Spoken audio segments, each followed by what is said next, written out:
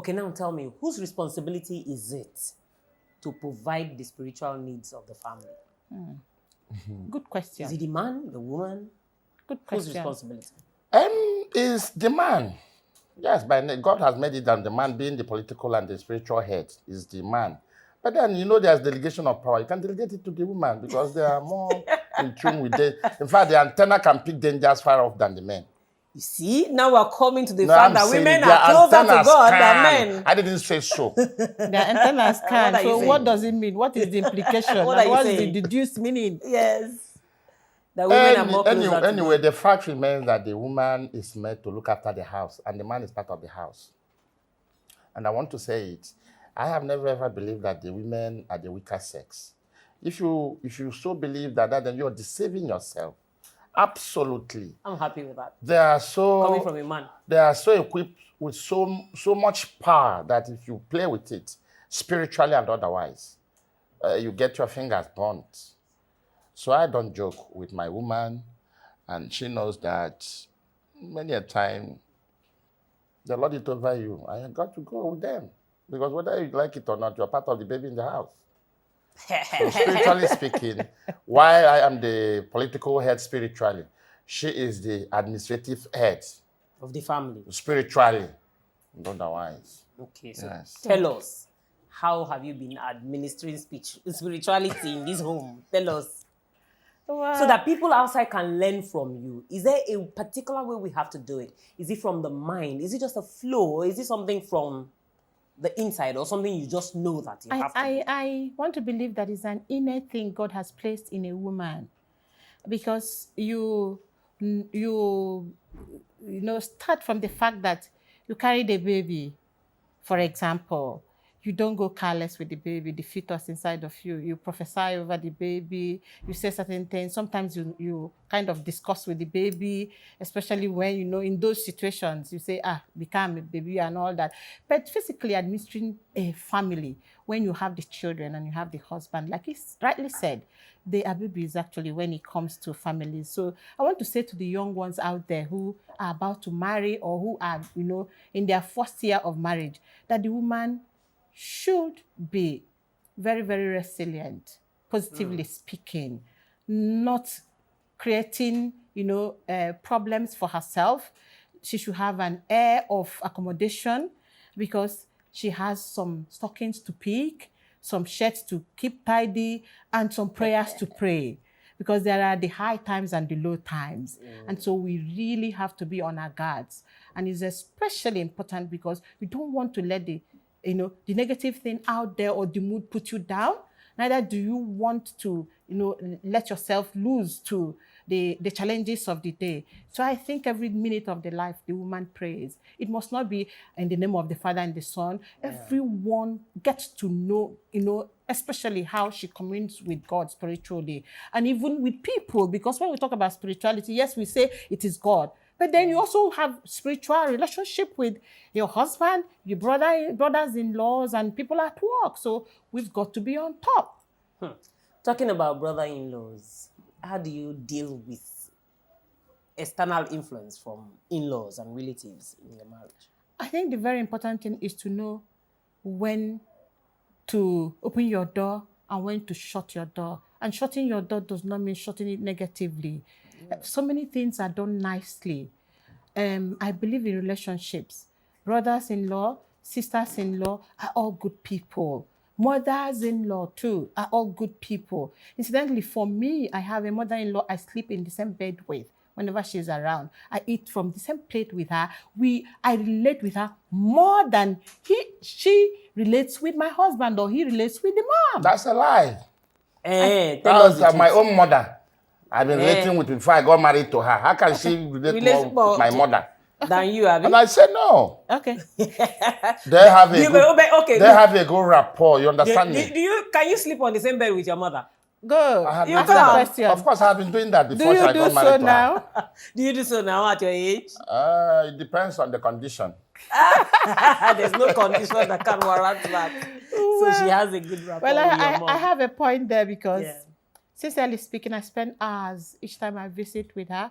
And when she's this way, we spend hours. And if she has a need I bring the need to him. You see? It's your duty. Woman to woman, it's your duty. Fortunately, my father is late. If my father had a need, I will bring it to you. In talking, you said you want to advise the young ones out there. How long have you been married? 13 years. Yes, Has there been any challenge definitely. in the last 13 years? Definitely, every day. In fact, at a point, it was like I wanted to pack it up. I'm saying the truth. But whether you like it or not, these are part of the battles you have to fight in life. Don't pretend. This program is not just about watching people speak. We are supposed to learn. It's supposed to be informative, educative, and otherwise. I'm saying the truth. Yeah. Marriage is not a bed of roses. Neither is it a bed of thorns. So what you do is to work on your marriage. And just like you said, there are the high tides and the low tides. What do? Spiritually speaking, if you're before God, He never told you that these things will not come. Challenges are part of life. Yeah. Then conflicts are also natural. How you are able to manage those conflicts. Like many a time, you women, you have, the weapons of warfare you have, and how you manipulate it to get us on our knees, that we make a man of myself call a small girl mommy when my mommy is alive. So the powers inherent to you. So we are saying that we have had our ups and downs, if not within us, from the outside, externally and internally. And because of that bond we have in our conviction that our sustaining power is God, we are not moved, we are not faced by the challenges, because these challenges are the things that will take you to the next level. So many a time, between the two of us, if they're so serious, we go naked before God. I'm telling you the truth. And there's nothing Together? Yes, we do. You go naked together? We go naked before God. There have been issues. There are issues, not even half, because they're not even in the past, they're still present. If the occasion demands it, we go as we came, minus the hairs. We'll go there, and God has never disappointed us. That's good. Yes. So he said there were times he had wanted to pack it up. Were you aware of such times? Yes. You were aware? Oh, yes. And how did you react to Yes, that? actually, two of us set out never wanting to get married, independent of each other, actually. We had our backgrounds, we had where we were coming from, and marriage was not to be part of it. Actually, but today we thank God that even though we know he's laughing and he's looking at me, but today we are married and we are staying married. Forget Thank it. God you will stay married. No, but tell us, what has been the most challenging aspect of your living together as husband and wives? Most challenging, I must be very honest with you. Most challenging for this family is that I do a job that oftentimes takes me out on the spur of the moment. Okay. Takes me out on the spur of the moment, so that's a challenge. His job is also like that. But mine is more than his. I'm sorry. Mine is more than his. And I said on the spur of the moment, because sometimes I'm coming home and a call comes and I pack a bag and the next day I'm gone. Yes, that's a part of what we're saying. Marriage, when you say you're married like they say in the course of wedding you for better, for worse. And again, if you believe that what you're doing, that in life there are crosses you must carry. Whichever one God has given you, don't wish to carry someone else's cross. Carry your own cross. Because God can never give you anything that is way above you. Just like she has said, we have accommodated each other, we have stood in the gap for each other, and despite our shortcomings, we look at ourselves and say, you are the best thing that has happened to me. You speak positively to each other, and there is a power in the spoken word. When God wanted light, He never called the electricians. He said, let there be light. Today we have come to learn that in marriage, there's a time where you realize that you have to draw the line. There's a time where you have to speak to yourself. You don't need an outsider to advise you. That's true.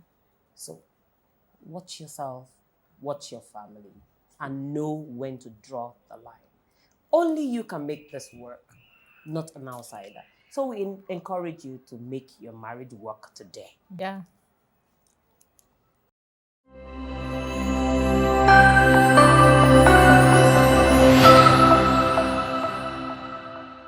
All right, tell us what you think about the Metusela family. Did you recognize Ejike? Ejike Metusela was an actor. He's still an actor. He's acting.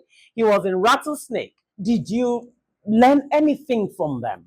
What does spirituality mean to you? Share with us your thoughts. We will be waiting to hear from you.